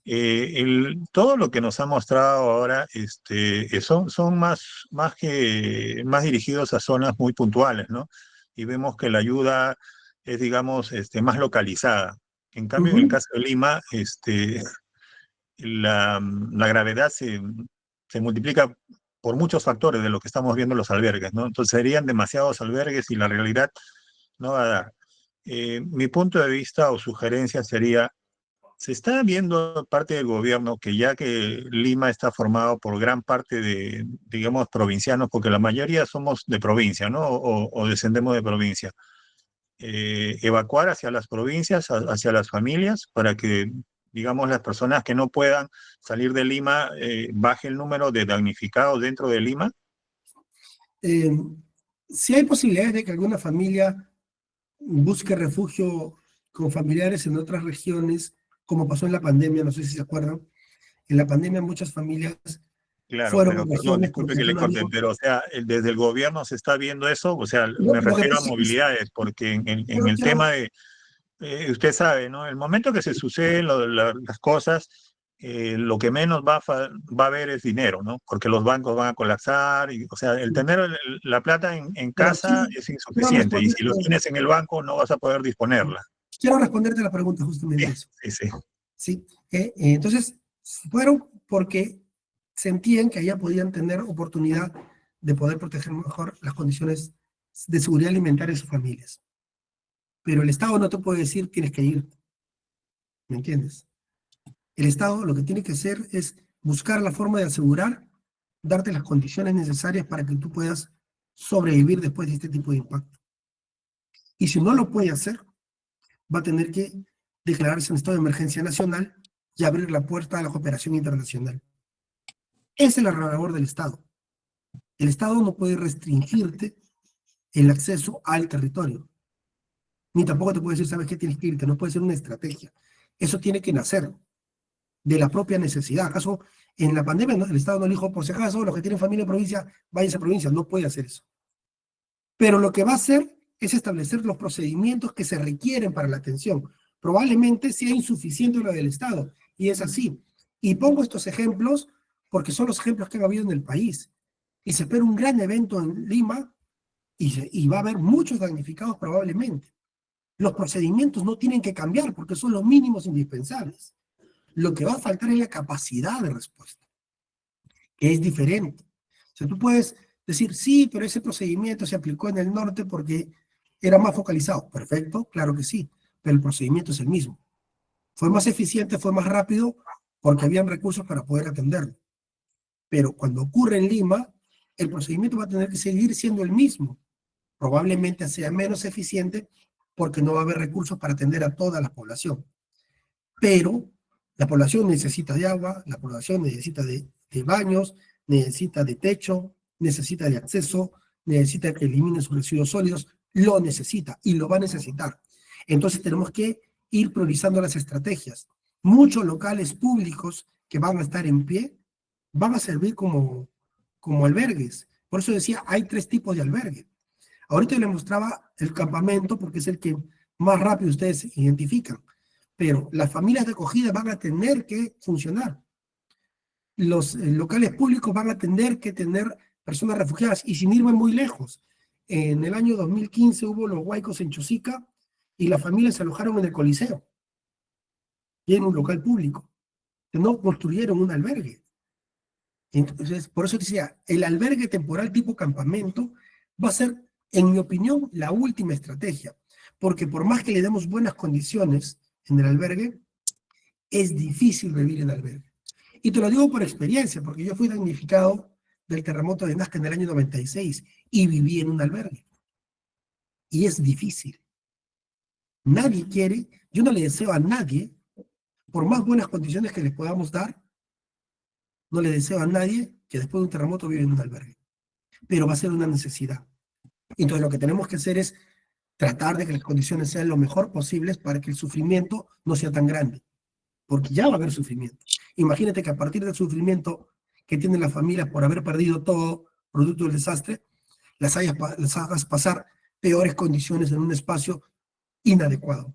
Entonces, tenemos que estar preparados para establecer las estrategias, que van a ser insuficientes en los primeros, probablemente, meses de la emergencia, o espero que no tanto, semanas, espero, va a ser. Que mucha gente va a decir que no está siendo atendida, es probable, pero se entenderá que en el país no existe la capacidad para poder atender a un número de población tan grande a partir de la centralización que existe en el país, ¿no? No es posible que solamente en Lima esté más del 30% de la población del país, pero es la realidad. Y tendremos que buscar las estrategias, o por lo menos tener claros los procedimientos de las acciones que tenemos que hacer para aliviar ese sufrimiento. Esa es la realidad, Félix. ¿Alguna otra pregunta?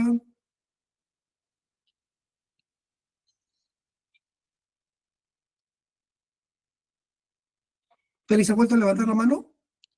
Sí, o sea, claro, entiendo lo que usted me está diciendo y comparto la posición. Lo que pasa es que tal vez insistir en el tema, ¿no? O sea, no es que el gobierno nos saque hacia afuera o hacia los familiares, sino que me refiero a que gran parte de repente podamos optar, pero el gobierno debería de una u otra manera facilitarnos las movilidades, porque eso va a ser el problema para poder trasladarse, ¿no? O sea, ¿hay algún mecanismo o se está viendo esto para poder dar las facilidades a las familias que quieran salir o que tengan la posibilidad de tener de repente otros en otro caso tendrán pues 2 viviendas, unos tienen vivienda en provincia y viven en Lima, ¿no?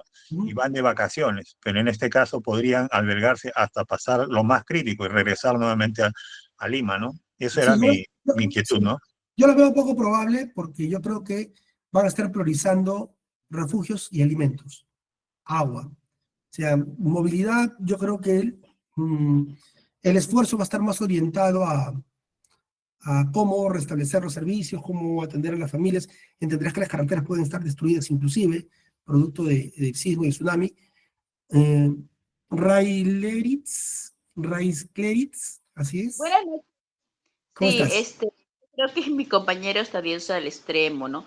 Porque en esos casos ya se ve cuando ya estamos, creo que en la emergencia, Dios no permite que pasemos eso, pero eso ya lo vemos, ya tenemos, es como la línea María que tuvo más de 50 años ese proyecto y se llegó después de 50 años a realizarse. Casualmente nosotros vivíamos en esas riberas del río Rima y después de 50 años se realizó el proyecto. Esperemos que el Huayco también, el terremoto que se viene mencionando ya también tiene años que estamos, ¿no? Latentes a ello. Ahora, lo que menciona el compañero, eso será ya en el momento, creo que cuando estemos ya en el momento y que el gobierno decida y creo que para eso ustedes en este momento es bueno que nosotros como voluntariamente nos estemos preparando casualmente para ese momento, casualmente cuando ocurra y estemos preparados para organizarnos, porque de lo contrario no podríamos hacerlo. Para eso ustedes ahorita han dado las armas, ¿no? Y cómo seguir, porque mi familia también ya lo está llevando, mis nietos también. Entonces, para que estén preparados cuando ocurra el desastre. Lo que yo pregunté hace tiempo, porque en unos gobiernos pasados pusieron, porque como también estuvo en el Callao viendo los temblores y se salía el agua, ¿no? Por la zona de... pusieron el gobierno, hace como un gobierno creo que de 8 años atrás, pusieron zonas de albergues, ¿no? Como el Yaguarhuac, puntos, zonas que no está igual. Ahora, mi pregunta era, ¿continúa? Y creo que el Estado de Defensa Civil tiene ya mapeado puntos donde podamos ver zonas de refugio ya, porque la vez pasada consulté y no tuve una respuesta contundente, creo que yo, creo que no había, porque como cada gobierno cambia y creo que a veces quedan cosas en stand-by y no se establecen, a veces no continúan, yo creo que ese sería un punto que todos tengamos, debería ya de ver ese punto donde podamos zonas de evacuación, creo, ¿no? Para poder claro que vamos a tener que atravesar el centro de Lima, porque en el centro de Lima hoy en día se está haciendo edificios de 10 pisos hasta de 15 pisos, son la nueva modernidad. Entonces, eso nos va a ser un gran obstáculo para nosotros podernos movilizar también. Ver zonas donde podamos salir los que vivimos en el Callao, Carmen de la Legua, para cruzar Lima, suponiendo, y eso, tener el tiempo que si tenemos un tsunami a la vista, ¿no? Sí, Para de eso, yo creo que la lógica, bueno, ustedes pueden darse cuenta en las páginas de sus municipalidades, en la página de transparencia van a ver los planes de emergencia. Un plan de operación de emergencia, un plan de contingencia por sismos, y van a ver que en los anexos está la ubicación de los albergues, probablemente albergues temporales, ¿no? Yo no creo que ningún albergue esté muy alejado de la zona donde viven. De hecho que sí, para la punta, las zonas que pueden ser afectadas por el tsunami, de Carmen de la Legua hacia arriba, de todas maneras, justamente le dicen Carmen de la Legua porque el tsunami recorrió una legua y llegó hasta Fawcett, lo que es Fawcett ahora en 1746. Por ahí pueden estar ubicados los albergues, pero yo creo que sí, van a encontrar esa información en las municipalidades. Victoria, levantaste la mano. Sí, buenas noches, ingeniero. Arturo, nomás. Hola. Sí, ¿Escucha? adelante. Buenas noches, ingeniero, y a los demás participantes presentes. Bueno, mi consulta es en cuanto a la organización, porque si bien es cierto, usted está hablando como de manera general sobre la organización de los albergues o de los refugios, pero estos son de carácter del Estado, ¿no? Yo me pregunto si la organización es la misma en cuanto a los refugios que son organizados por las ONGs, ¿no? Por los organismos no gubernamentales, ya que estos al ser de carácter privado, de repente tienen otra organización interna diferente o de repente coinciden algún porcentaje, ¿no? De repente el 80% o el 90% en cuanto a similitud, en cuanto a los planes del gobierno peruano, ¿no? De los organismos estatales, ¿no? Por ejemplo, Cáritas Perú o ACNUR, que mayormente brinda hogares temporales o refugios a los migrantes, ¿no? Bueno, esa es mi pregunta, gracias. Ya. Yo trabajo para una ONG, no trabajo para el Estado. Pero nosotros cuando intervenimos en una zona, no vamos por encima del Estado. Llegamos, coordinamos con el gobierno local, conocemos cuáles son las acciones que están haciendo ellos, vemos cuál es la brecha, cuál es lo que falta, y nosotros planteamos una estrategia para cubrir la brecha, siempre de la mano con los gobiernos. Por más que seamos organizaciones nacionales o internacionales de la cooperación, vamos a ir de manera externa o por encima del Estado. ¿Cuál es la estrategia de los gobiernos locales, de las ONGs, de las organizaciones? Es trabajar a partir de la Red Humanitaria Nacional. La Red Humanitaria Nacional es un espacio que forma parte del Sistema Nacional de Gestión de Riesgo de Desastres, que coordina con el gobierno para complementar la ayuda humanitaria a partir de emergencias que han superado la capacidad de respuesta regional. Entonces, lo que hacemos nosotros es, vamos a la zona, vemos cuáles son las estrategias, vemos cuáles son las necesidades, planteamos nuestra intervención y a partir de esa intervención coordinamos con el gobierno local, donde vamos a intervenir para hacer la implementación de los albergues o de la ayuda humanitaria que vamos a entregar, si vamos a poner puntos de abastecimiento de agua, etc. Siempre es coordinado. Entonces, los albergues tienen la misma lógica, sea implementado por el Estado, sea implementado por la cooperación internacional o sea implementado por la propia población a partir de los recursos con los que disponen. De repente, como familia, nos organizamos, recuperamos todo lo posible que tenemos y armamos un albergue. Lo que vas a tomar como referencia es la información que se ha brindado para que tú puedas planificar adecuadamente el albergue. Lo importante de la instalación de un albergue es las condiciones que tú creas o que tú vas a crear para que las familias puedan vivir de manera digna, de manera segura. Esa es la estrategia. Siempre se trabaja de forma coordinada. Listo, bueno, entonces con eso termino la capacitación del día de hoy. Vuelvo a agradecer a la Municipalidad de Lima, a la Gerencia de Gestión de Riesgo de Desastres, por darme la oportunidad de dirigirme a ustedes, de contarles un poco mi experiencia, hablar un poco de la importancia de la preparación, de la gestión de los albergues. Espero que ustedes puedan tomar estos ejemplos que les he brindado, que les ayuden en el futuro. Personas que trabajamos en la gestión de riesgo de desastres en el país, muchos fuimos damnificados en algún momento y a partir de eso trabajamos porque no queremos que las poblaciones pasen por lo mismo que muchos de nosotros pasamos y entonces dar la voluntad del trabajo y sobre todo aprovechar y felicitar la vocación de servicio que tienen para poder formar parte de estas brigadas comunitarias en emergencia. No es el único tema que voy a dictar, voy a darles asistencia alimentaria en emergencias también. Entonces nos vamos a ver en la próxima capacitación. No sé cuándo es, creo que es para el 20 y tantos, pero encantado de poder participar con ustedes y brindarles el conocimiento y aprender de ustedes también, ¿no? De sus experiencias y lo que nos comentan. Muchas gracias, Patri, por la invitación y hasta ahí terminó. Gracias. Muchas gracias, ingeniero Arturo. Muchas gracias. Buenas noches.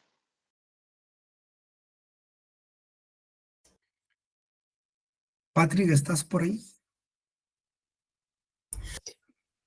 Estimado, muy buenas noches. Muchas gracias por la ponencia del día de hoy. Agradecemos por su tiempo y el dar el tema en la clase de hoy día. Nada, obviamente Patrick ya se ha retirado, pero sí me ha pedido amablemente que le pida muchas gracias por esta bonita capacitación. Creo que a muchos les ha gustado, les ha encantado aprender mucho del tema de manejo de albergues y sí, estamos muy pronto a dar una capacitación presencial con usted y nada, estamos muy agradecidos con usted, ingeniero. Eso sería todo, brigadistas comunitarios. No se olviden de agendar, no se olviden de hacer su registro de asistencia y nada, muchas gracias otra vez y nos vemos el día miércoles. ¿Sí? Muchas gracias, ingeniero Arturo. Gracias, cuídense, buenas noches a todas y todos.